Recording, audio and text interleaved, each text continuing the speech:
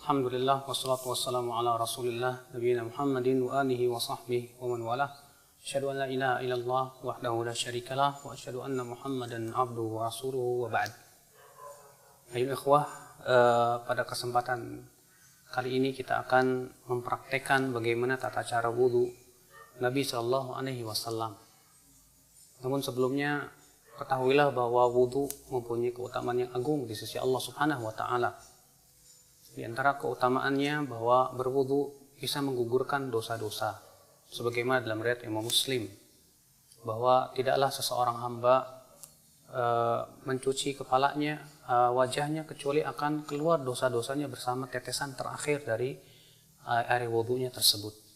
Tidaklah ia mencuci tangannya, demikian pula kakinya, demikian pula kepalanya, kecuali akan dosanya akan berguguran bersama tetesan terakhir daripada air wudu yang menetes dari anggota wudunya tersebut. Di antara juga bahwa kita dianjurkan untuk menjaga wudu, dan itu sifat seorang mukmin. Beliau bersabda, wala yuhafidhu 'alal wudu illal mu'min. Dan tidaklah yang bisa menjaga wudunya kecuali seorang mukmin. Dan sudah kita ketahui bahwa wudu adalah syarat sahnya salat. Berarti betapa pentingnya kita belajar tentang bagaimana tata cara wudu Nabi Shallallahu Alaihi Wasallam. Berikut ini kita akan mempraktekkan bagaimana wudu Nabi Shallallahu Alaihi Wasallam dengan menggunakan keran yang insya Allah kita akan berburu darinya. Dan perlu kita ketahui bahwa Nabi Shallallahu Alaihi Wasallam tidak suka berlebih-lebihan dalam menggunakan air. Beliau bersabda, iyyakum wal israf, jauhi oleh kamu berlebih-lebihan. Wa in kunta ala nahri jarin, walaupun kamu di air sungai yang mengalir. Dan sebutkan dalam hadis riwayat Abu Daud adalah Rasulullah SAW berwudu dengan satu mud saja. Maka dari itu kita jangan sampai masuk ayat innal mubadzirina kanu ikhwana syayatin. Sesungguhnya orang-orang yang mubadzir itu, yang berlebihan itu termasuk teman-temannya syaitan.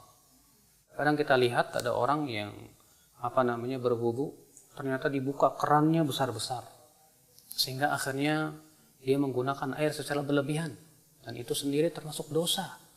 Karena itu termasuk mubadzir, sikap mubadzir itu tidak disukai oleh Allah Subhanahu wa taala.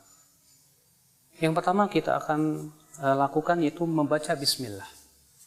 Karena membaca bismillah adalah merupakan perkara yang dilakukan oleh Nabi sallallahu alaihi wasallam. Namun para ulama memang berbeda pendapat. Apakah bismillah itu rukun ataukah ia hanya sunnah saja? Ya, Rasulullah bersabda, la salata liman la wudu'a lahu wala wudu'a liman lam yadhkur ismallahi alaih. Tidak sah salat bagi mereka yang tidak ada wudu, dan tidak sah wudu bagi mereka yang tidak menyebut nama Allah. Kita ucapkan bismillah.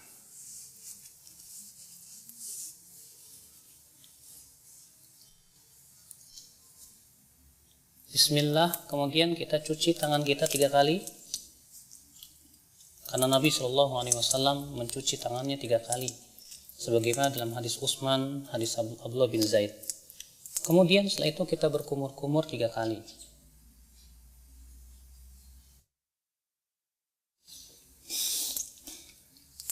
Ketika berkumur-kumur, kita ambil satu telapak tangan, kemudian kita masukkan air ke mulut, lalu ke hidung sekaligus.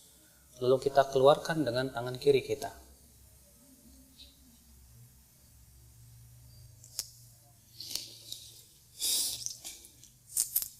Kita lakukan itu 3 kali.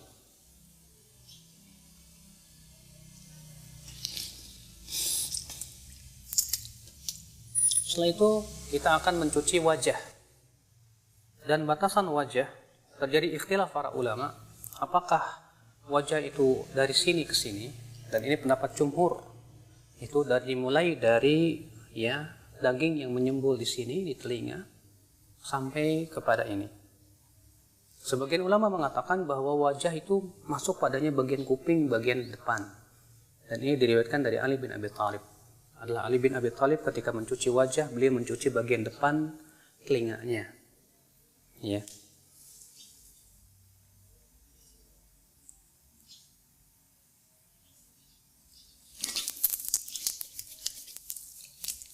Dan dalam riwayat Ibnu Abbas adalah Ibnu Abbas ketika mengambil air dari telapak kanannya, beliau iringkan dengan telapak kirinya, kemudian beliau mengusap atau mencuci wajahnya. Kemudian dilakukan itu 3 kali.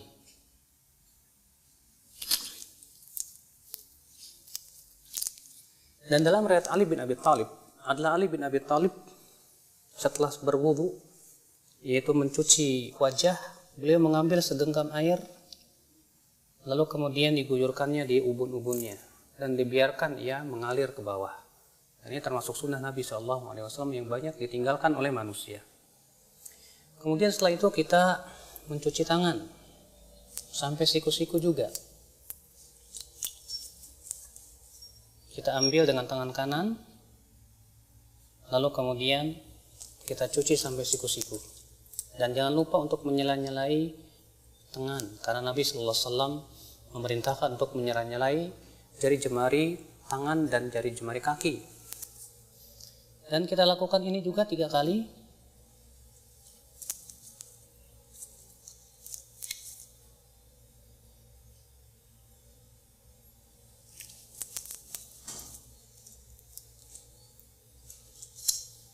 Kemudian setelahnya sebelah kiri.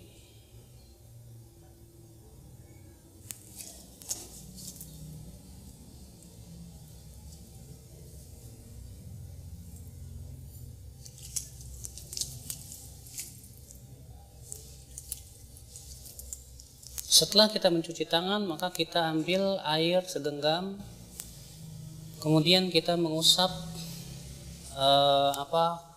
kepala kita. Dan tata cara mengusap kepala ada 2 macam. Yang pertama yaitu mengusap dari arah depan, kemudian kita seret sampai ke tengkuk, kemudian kita kembalikan lagi ke depan. Begini. Kemudian kita kembalikan lagi ke depan. Lalu kemudian kita masukkan jari kita ke dalam telinga, lalu kita usap bagian belakangnya. Seperti ini. Karena Rasulullah mengatakan al-udhunan minar ra's. 2 telinga itu bagian daripada kepala. Jadi ini cara yang pertama, itu dari arah depan. Kita kemudian tarik ke mana? Ke tengkuk. Kemudian kita kembalikan lagi ke bawah, ke depan. Kemudian kita masukkan, lalu kita usap bagian luar telinga. Ini cara yang pertama. Adapun cara yang kedua, itu yang disebutkan dalam hadis riwayat Abu Daud juga dari hadis Rubai', bahwa adalah Rasulullah SAW mengusap kepalanya wala yughayyir min sya'ri syai'an. Beliau tidak merubah bentuk rambutnya sama sekali. Ditafsirkan oleh para ulama, yaitu mengusap rambutnya mengikuti alur rambut sehingga tidak merubah. Sebab kalau kita mulai dari depan seperti ini kemudian ke belakang, tentu rambutnya akan acak-acakan. Tapi Rasulullah SAW pernah melakukan supaya rambutnya tidak acak-acakan, itu dengan cara apa? Beliau mengikuti alur rambut, ya, dan mengusapnya hanya sekali saja.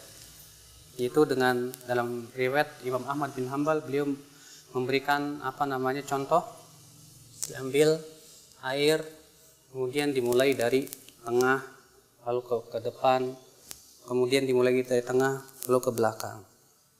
Ini yang dicontoh oleh Imam Ahmad bin Hanbal. Maka ini kata Al-Imam Al-Khattabi, khusus bagi mereka yang mempunyai rambut yang panjang. Ketika ia berwudu, ia tidak ingin rambutnya berubah. Maka pada waktu itu kita cukup usap kepala kita sesuai dengan alur rambut, sehingga rambut itu tidak acak-acakan. Ini subhanallah juga banyak tidak diketahui oleh banyak kaum muslimin, padahal hadisnya sahih atau hasan, dihasankan oleh Syekh Al-Albani rahimahullah. Dan dalam riwayat Muawiyah ketika mengusap kepalanya, itu beliau menggunakan cara seperti ini. Diambilnya air, kemudian air ini diguyurnya di ubun-ubun, kemudian diusapnya. Seperti ini. Dan ini pun juga dilakukan oleh Rasulullah SAW. Dan itu boleh kita lakukan sekali-kali, karena itu juga dilakukan oleh Rasulullah SAW. Kemudian setelah itu kita akan mencuci kaki. Kita akan cuci kaki dan kita sela-selai dengan jari kelingking. Dalam riwayat Abu Daud demikian, Rasulullah SAW menyela-nyelanya dengan jari kelingking. Kemudian kita cuci sampai mata kaki. Kita lakukan itu 3 kali. Kemudian sebelah kiri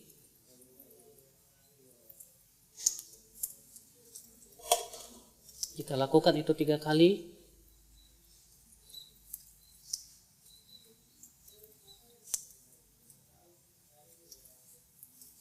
Selesai sudah berwudu. Lalu kemudian setelah berwudu dianjurkan kita mengucapkan asyhadu an la ilaha illallah wahdahu la syarikalah wa asyhadu anna Muhammadan abduhu wa rasuluh.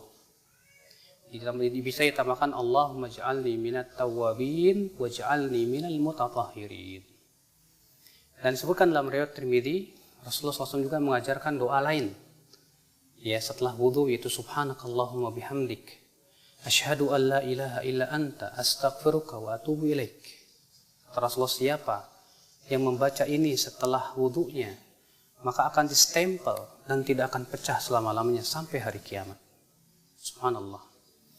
Rasulullah mengatakan, siapa yang mengucapkan setelah wudunya asyhadu an la ilaha illallah wahdahu la syarikalah wa asyhadu anna Muhammadan abduhu wa rasuluh, maka akan dibukakan untuk dia 8 pintu surga. Dia bisa masuki 8 pintu surga itu dari pintu mana saja dia masuk. Masya Allah. Lalu kemudian disunahkan kita untuk sholat 2 rakaat. Disebutkan dalam hadis Bilal, Rasulullah bersabda, ya Bilal, bima sabaktani ilal jannah, dengan apa engkau mendahuliku ke dalam surga. Kata Bilal, wahai Rasulullah, tidaklah aku berhadas kecuali aku sholat 2 rakaat. Kata Rasulullah, dengan 2 itu kamu masuk surga. Subhanallah. Ini keutamaan yang agung ya akhul Islam. Semoga ini memberikan faidah untuk kita semua tentang bagaimana tata cara wudu Nabi SAW. Ini saja. Subhanakallah bihamdik. Asyhadu an la ilaha illa anta astaghfiruka wa atubu ilaik. Wassalamualaikum warahmatullahi wabarakatuh.